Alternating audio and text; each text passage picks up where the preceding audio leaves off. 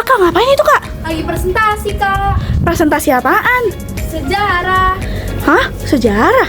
Iya, bukannya kamu ikut, Mal? Oh iya, lupa. Ayo sini.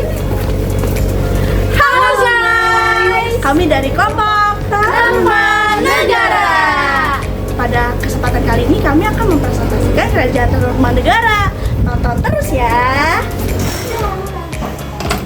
Jayasingawarman merupakan seorang brahmana dari India Selatan yang melarikan diri karena peperangan.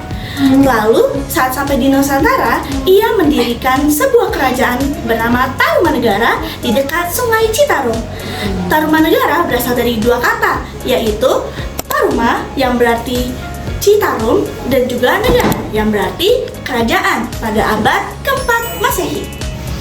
Peninggalan dari Tarumanegara ada Prasasti Ciarutan, Prasasti Kebun Kopi, dan Prasasti Kebun Kopi terdapat jejak kaki gajah seperti air wata, gajah penguasa Taruma. Selanjutnya ada Prasasti Jambu, ialah sebagai raja yang perkasa. Raja ialah raja yang tiada tara bernama Sri Purnawarman. Dan yang selanjutnya ada Prasasti Jambu, Prasasti Muara Janten, Prasasti Pasir Awi, sama Prasasti Cidanghyang. Prasasti Ciarutan, bekas dua tapak kaki seperti Dewa Wisnu, yaitu Sang Purnawarman. Selanjutnya ada Prasasti Tugu, ialah menjelaskan pembangunan air Gomati dan Candrabaga. Nah, selanjutnya ada kebijakan populer. Yang pertama ada pembangunan saluran air. Prasasti Tugu menyebutkan pengalihan sumber air yaitu ada Gomati dan Candrabaga untuk irigasi mencegah banjir. Nah, selanjutnya ada ekspansi wilayah, yaitu Purnawarman memperluas kekuasaan hingga ke pesisir utara Jawa Barat.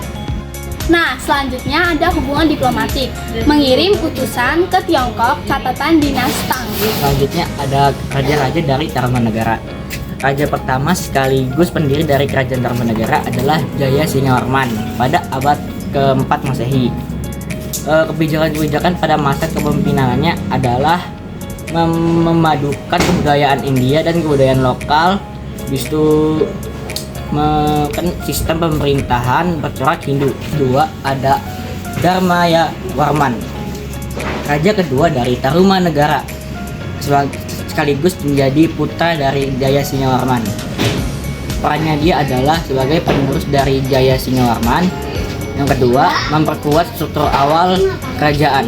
Yang ketiga ada Purnawarman sebagai raja ketiga sekaligus raja terbesar Tarumanegara pada abad ke-5 Masehi. Setelah Purnawarman ada beberapa lagi raja sampai akhirnya pada Raja Indrowarman sebagai raja terakhir sekaligus penutup para raja Tarumanegara.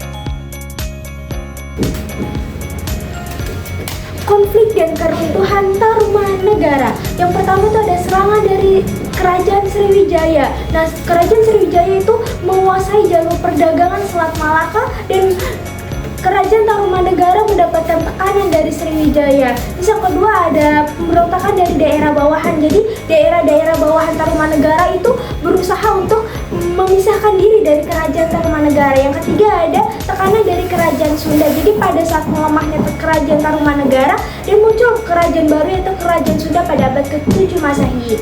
Dan faktor internalnya adalah kekuasaan setelah raja dari Purnawarman tuh rajanya tuh melemah. Terus yang kedua adalah Kerajaan Sunda itu mengambil pusat kekuasaan si Tarumanegara. Jadi sekian presentasi dari kami, semoga bermanfaat. Terima kasih sudah